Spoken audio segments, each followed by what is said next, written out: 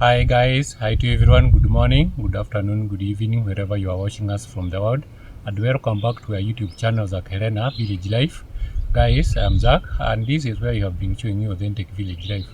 Here, I am in Africa, Kenya, Laikipia County in particular, where you have been showing you authentic village life.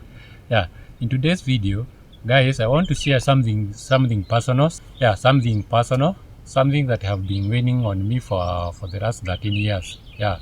Guys, I have been married for the last 13 years, yeah, and during this time, my wife have left our home for multiple times, and only to return back, yeah, only to return back.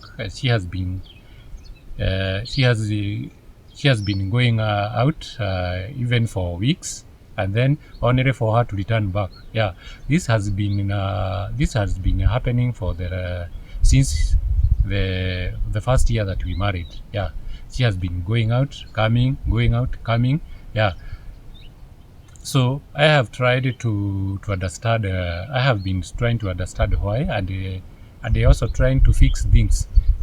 Why it is just it start happening, and also I have been trying to fix things, but it has not, only for it to be turning the next time to be the worse than the previous one. So guys, this is the story. This is my personal story that I want to share with you today, so that you can help me the way forward. Yeah. So, guys, I'm not here to speak badly about anybody or to blame anybody. I am here to open up. I have decided to open up so that I seek your help. Maybe some of you are going through the similar struggles, and it is maybe it is only your advice that I need to fix things and going forward. Yeah. So my wife Nancy, we met in high school. Yeah. When we finished the high school, we parted way. You know the youngsters. By then we were teenagers. Yeah, we parted ways. Yeah, she went her way, I went my way. So we figure out how we could go about our life. So, but about 13 years ago we met. Yeah, we continued with our love. So we decided to get married. Yeah, so we settled down. We decided to get married. Yeah, I went to her people. I went to her parents. I talked to them, and they agreed to accept me as their daughter's husband. Yeah, so we went there with the wazees from our side. We discussed, and they agreed we get married. So we started our family. So when we were starting, we had a very great vision of our home. So I had told her I want our family to be an example. I wanted us to be an example of our offspring that were behind us. So we decided, we work together, we get children, we raise them together as father and mother, so that we could raise a great family. And we decided to get the kids. So that's how we started with Nancy. So guys, when we the year that we get married, it was the year 2009. Yeah, that is 2009. So we stayed 2009. She conceived. So when she was nurturing her pregnancy, she experienced a lot of difficulties. Yeah, during her pregnancy, there was a lot of challenges. It was her first kid, that is Eju. It was her first kid, so she experienced a lot of difficulties. She was getting out of hospitals severally. Let's say on each month, she was getting in and out of the hospitals. So that is how we struggled with our during the first semester of pregnancy. So we struggled very much. It was taking toll on our finances, and also it was getting into her health. So we struggled during that time. During that time, maybe about 6 months, and I think it was about 5 months in her pregnancy. She decided. She said she was leaving for to her home. Yeah, so it was a very devastating situation for me. She never even informed me that she was going to home. So I went out for the job. When I came in the evening, I found no one. So when I tried to call her, she was nowhere to be found. She had switched off her phone. Yeah. So I contacted her brothers. Nobody was knowing where she was. I was so much devastated, and it also had a very bad effect on my stability. Yeah, of my stability. So the following day, I found my home. And then we are in the city. We are leaving the city. So I found my place. I said my father went to her place and he found her there. So he found her there. So he informed me that she was at her place. Yeah. So I prepared myself. I went there to her place to check on her how she was feeling and why she had decided to leave just like that without informing me. So I sought answers, and there was no answers that was forthcoming. So and she just like that we decided she was talked to her by her mother, and we decided that we go back to the place to where we are living. So we left her place. I went with her to the place because she was expectant and she needed a lot of care. So I didn't want to leave her in the village. So I went with her. We stayed in harmony until she delivered and the baby Ejo was born. Yeah. When Ejo was born, we stayed for about 5 months, and she left again. She packed her things. She also didn't inform me that she was going.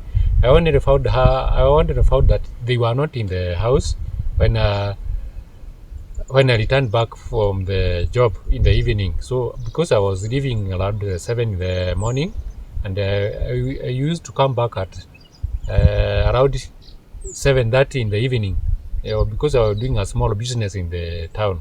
So when I come in the evening, I found the house locked. She was nowhere to be found with the kid. Yeah, I called her. She had switched off her phone. I called my mother-in-law. That is her mother. She has not she has not gone to her place. I called back my home. She was not there. So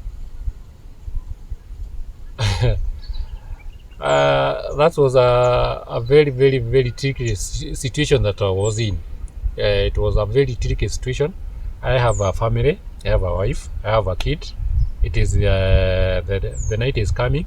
I don't know where they are. They are not at their home. They have not traveled to their home. They are not at my home. So it really scared me. It really scared me. I didn't know what to do by then, so I just stayed. Yeah, the night was it was a very, very long night that night, because I have a family. I don't know where they are. So in the following morning, I woke up very early in the morning. I just at night I just inquired about our neighbors, the ladies' friends that we were living together in the same neighborhood. They said she didn't talk to them when she was leaving. So I was in dilemma. I was in a very total darkness. I was in total darkness where they are. So I found her brother and her brother informed me that she had called him, and she had gone to her sister. Yeah, very at a distance, at a quite a distance from where we lived. She had went to her sister. That is where she was staying. So I relaxed knowing that they were at the sister's place. I called her. They never picked my phone. So, and that's how we have been going on. That's the pattern. That have how we have been going. We have we got two other boys, Brandon and Simon, and that it has continued ever since year one. She has been going, coming, going, coming. And I have taken a broad step. We have talked about it with the elders. You know, in our culture, in the matters of domestic problems, we involve elders. So we have talked with the elders from her side, from our family side, our family side. We have met severally. We have talked, and even them, they have tired. Yeah, they have tired. We have talked, talked, like for the last 13 years.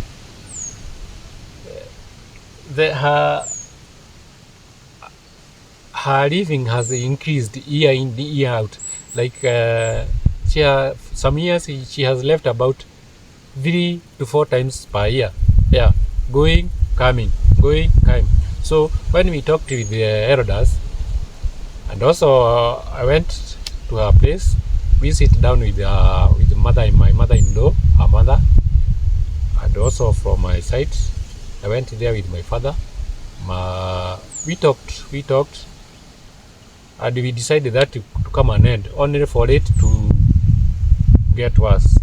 So I have tried severally to talk with her personally, as a wife and as a man and a wife, and also with the elders, and nothing has been changing. She has been the frequency of her going out has increased, which has been destabilized me so much, and the family. It has destabilized the family so much. Yeah, guys. You know the frustrations of trying to fix something that is keep on breaking. So those are it is a very frustrating situation. Yeah, guys, you know the struggles of trying to build the stability. Yeah, that is stability. So this affected us so much that whenever I started any meaningful project, like I can remember once I started her off a business of selling old shoes, the mtuba. We call it mtuba here in our country. So I personally started the business of the mtuba. So the business was I started the business off from the scratch. I went to the market. I bought the merchandise. I started selling them, and the merchandise started going. Yeah, the business was improving day by day. So by then I was working somewhere at night. So I was at night shift. So I worked at night, and during the day I was doing the business, the mtuba business during the day. So when the business picked up, I saw that she was interested. I saw that she was interested in the business. So I left the business to her to manage, and so that she could get something from it. And I concentrated with my work, because it was getting into me. Because at night I was on duty at night, and during the day I was doing my business. So I was losing focus at the concentration of the work and the business. So I decided to get the business to her, and then I concentrated with my work. So so the business, she was managing the business. I trusted her with the business. I decided I will not engage with that business anymore. So I left the business to her to manage, and she do her things with it. So within 2 months, the business she operated the business. I was not involved with the business, so I was not going to the business. I didn't know how it was going because I trusted her with the business, and I wanted her to make her own, to get her own income. So about 3 months, she said that she had I should get into it and boost her business. So the business, initially the business was a lot of money. I had invested a lot of money in it, about I think about 100,000. So the stock that was there when I handed over the business to her, it was about 80,000 stock, a stock of 80,000 Kenyan shillings. And by then, that was a lot of money. It was a lot of the money by then. So the stock was good, and the business was flowing very well.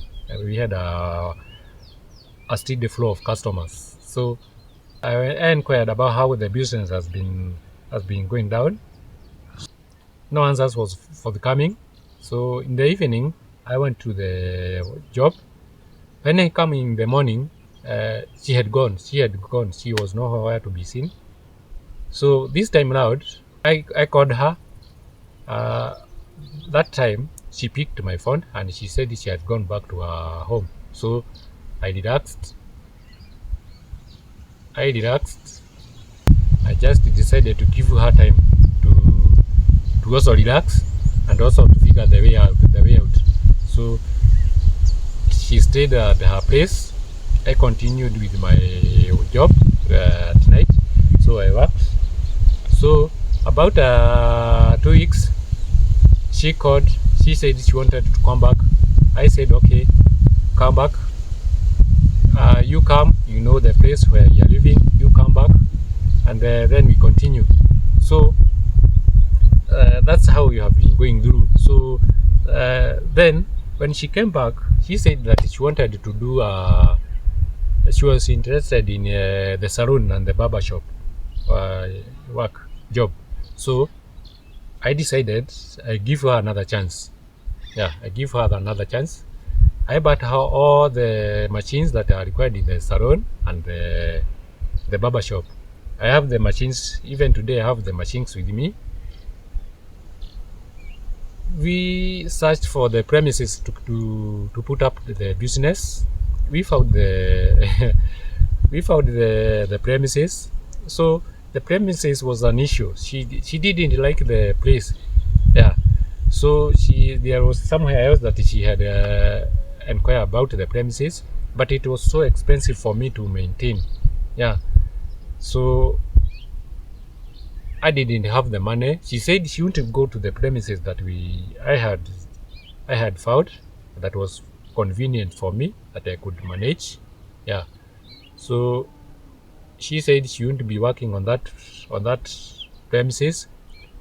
And then I decided we keep the machines first before I gather enough resources so that we could get the premises, the right premises that she wanted. So we kept the machines. Until today, the machines are still kept safely. They have never been used. They are in the house. They have never been used. They are intact. So when we stayed, she shifted her she shifted her focus on salon now. So she decided she wanted to do farming. I inquired from her how interested are you in the farming. So she said she wanted to do the horticulture farming. So and I had a little money that I had saved.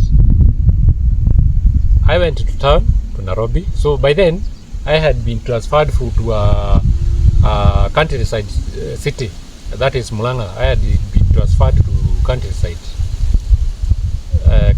station. So where we could get where she could do a small farming. So I went to the city. I bought a pumping machine, that is gasoline machine for pumping water, and also I hired her a piece of rod. We plowed the rod. I did everything, so that I gave her the rod and the machines. So she and that is how we ended up. That is how we ended up with the machine that is not used. We have it in our home, the gasoline machine, the water pumping machine. We have it in our home. It has never been used. Yeah, and that is how I decided she would be a housewife. I won't waste any more money with her doing businesses. Yeah, so I decided she be a housewife.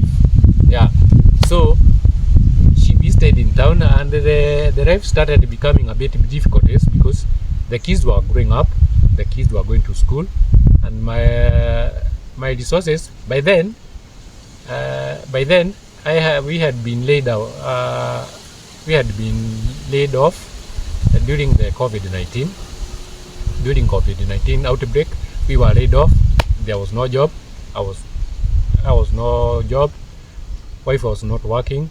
So lucky for me, I had bought a motorbike. So that's the one that I used to hustle with to get something to pay the rent, to pay rent, and for feeding and clothing. So it didn't affect us so much. So we are nothing was disrupted. We are doing fine because the motorbike business was good.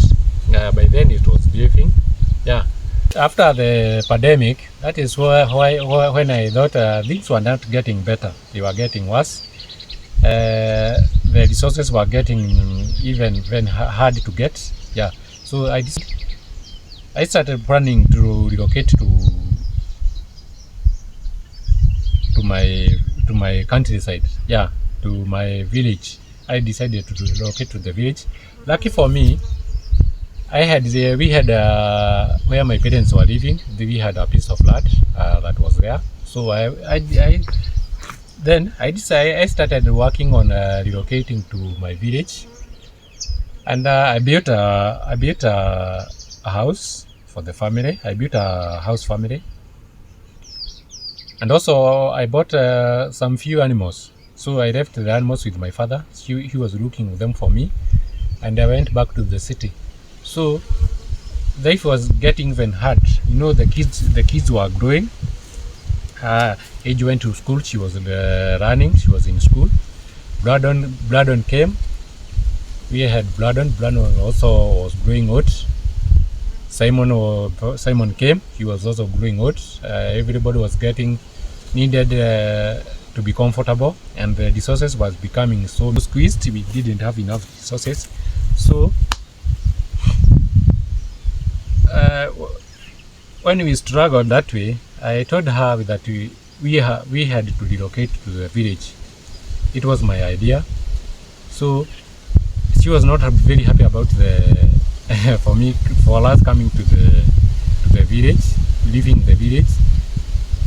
Yeah. So we came to the village. We started staying in the village, farming here in the village. When we were figuring how to go about things in the village, where we'll be getting the flow of the resources, flow of the income flow. We have the animals. They was not as much as we could that they could not sustain us. So, as the head of the family, I was trying to figure out how and where we will be getting a steady flow of income. Yeah. By then, we had animals, and they were not as many. They could not sustain us. Yeah.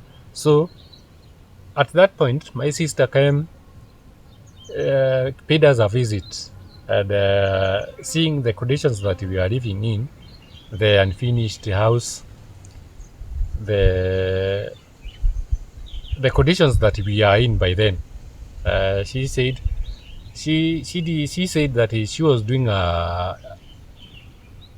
YouTube. She had a YouTube channel. She was doing her videos and posting them, and she was getting a flow of income. Yeah, if the subscribers like your content, they would be watching your videos, and you'll be getting paid for by the YouTube. So she said she was ready to introduce us to the YouTube channel, to the YouTube, and we agreed. She taught us how she showed us how she showed us how she was doing it, the content that she was doing.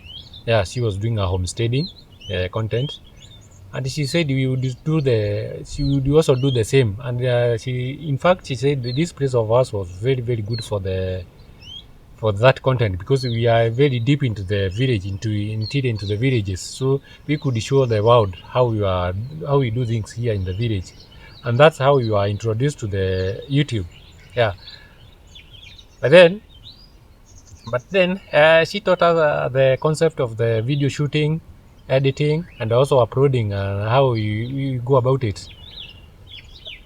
Lucky for us, God was on our side. When we did our first video, we did it with our sister, Joyce Helena.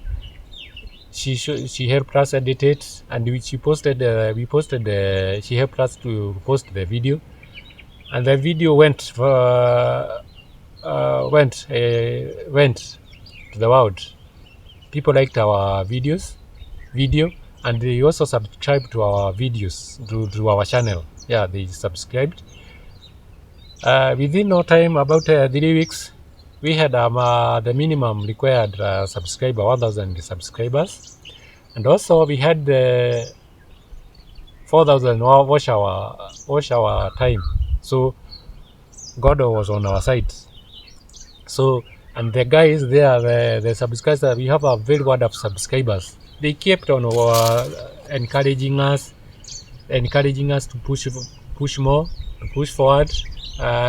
Things will be all right, and God was on our side.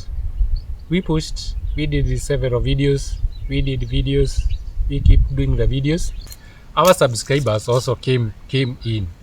Yeah, seeing the conditions that we are living in, they decided to come in to help us. By then, we were fetching water from the river. The water, it was raining very heavily by then. If you can go back to our past videos, it was raining very much, and we had no tank, so we were using the water from the river. It was very dirty water.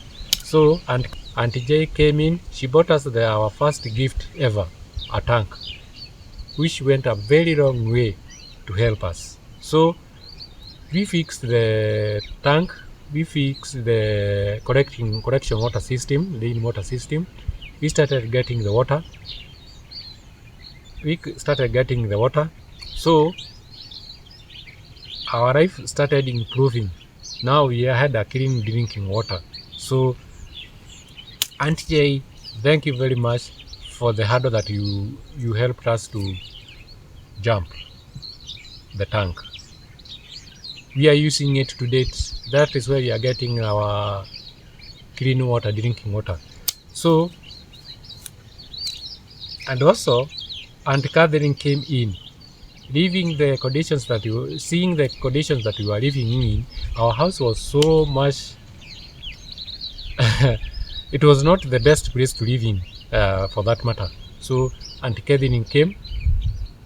She decided to do the house for us. So by then I thought, now we would be, as a family, we would be settled down. We will be doing via the YouTube. We will be getting our resources, and also some new subscribers. We have a very lot of subscribers of ours. They have a heart of gold. They keep on helping us whenever we are not comfortable. They make us to be comfortable. So by then, out of nowhere, Nancy decided, when she saw that the channel was growing, we were about we are getting a steady inflow of the financial. We are the YouTube also started paying us. We were paid within the first 1 month. We were monetized. Yeah, we were monetized within the first 1 month. We were monetized, but our check delayed because we had to set the YouTube and the rights. So out of nowhere, Nancy said she was not comfortable with to be in the videos. Yeah, to be in the videos. She never gave the reason. So, you can't force anybody to be on the video. So I decided to let her go, to let her wish go. So she was, by then she was helping us to shoot the videos. She was always behind the camera. Yeah. And I had the kids. We continued doing the videos. When she saw that the channel was not affected by her exit, it was then that she decided to get away with the kids. That is when I decided shooting the videos I alone. That is when you started, some of you guys started seeing me on the video, doing the videos alone. She had gone with the kids, so I never knew her intentions, what were intended, what was intended intentions. So I continued doing the videos, and the subscribers kept on supporting me. We did the house, we renovated the house, we did the ceiling, we did the flooring, we did the tiles, we did everything. Well, she was away with the kids. She went about 2 months away with the kids. So when she saw that the channel was still growing without the presence, that is when she decided to come back. She came back on her own. We talked, and we decided to continue doing the videos. But we did just one video. That is about a house tour of our renovated house. Yeah, that is a house tour of our. When she saw the videos, our subscribers liked the videos. They watched the videos. It was received very well. Now again, she decided she wouldn't be featuring on the videos again. She didn't want to be on the videos again. So I excused her. I continued doing my work. Now I also didn't involve the kids so much. I also involved my young boy, Simon. That is the boy that a very likable character. We were doing the videos with him, and out of nowhere, she went again. She picked the kids and she went again. So they are nowhere to be seen. She went again. The kids were going to school. Brandon was going to school. I had paid all the school fees. She removed the kid from the school. Lucky for Ejo, she was in high school. She is in high school. She is boarding. She was not affected. So I am waiting for her to see. I'm waiting for her to close the school. So the boy left the school. She has not communicated to me. I don't know whether the boy is going to school. Those disruptions have affected my motivation and my financial stability. They have destabilized me so much. As you have seen, I have not been able to post my videos as regular as I used to, because here in the homestead I've been working all alone. I've been taking care of the animals, all the animals, the sheep, the poultry, the sheep, the donkeys, and the cow. And also, the last few days, it has been raining. I've been taking care of our shaba. I've been planting. And because of it was a rainy season, everybody was busy. Everybody was busy planting his or her shaba. So I couldn't get anybody to help me do the work. So I was doing it all alone. I was planting, going to the field with the animals, and all that. It took a lot of. It has taken me a lot of effort to do the work. Yeah. So, but I thank God I've managed to do it. I have planted the whole chaba. I'm taking care of the animals. Yeah.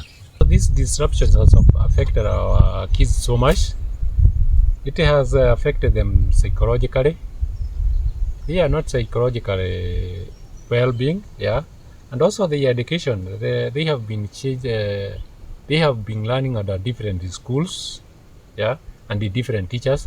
This will affect their overall performance and their successes in their future life. Yeah, it has also affected me so much for being away from my kids. Yeah, I love my kids so much. I love them, and I will like to interact with them on daily basis. In our previous videos, you can see how you have been interacting with my kids, the relationship we have. So those disruptions are very devastating. I am not sharing to blame anyone. Yeah, but because I truly need help. I don't know. I don't know. I don't have any. I have nothing else to do. Yeah, guys, I value my subscribers so much, and I believe in the wisdom of the people who support me.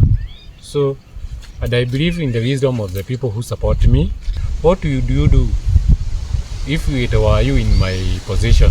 Yeah, share your thoughts in the comment section. Yeah, so your advice could be the way that could be your advice could be the way forward for my could be the way forward for my situation. Yeah. So let me know in the comment section what if you were in my position, what would you do? Yeah. Yeah, guys, my life has been have been upside down. My life has been upside down, but I have decided to stay strong and keep forward, moving forward. You know, the life doesn't go as a planned, but you must keep moving forward. So guys, thank you very much for listening to my story. We are very much grateful for your support, for your time, listening to watching our videos, yeah, and liking our videos, commenting and giving your views. So guys, and if you have not subscribed to our YouTube channel, please do, and Helena, so that you can be enjoying our village life. So guys, I'm looking forward to sharing more about my life together with you. So guys, until the next video, bye.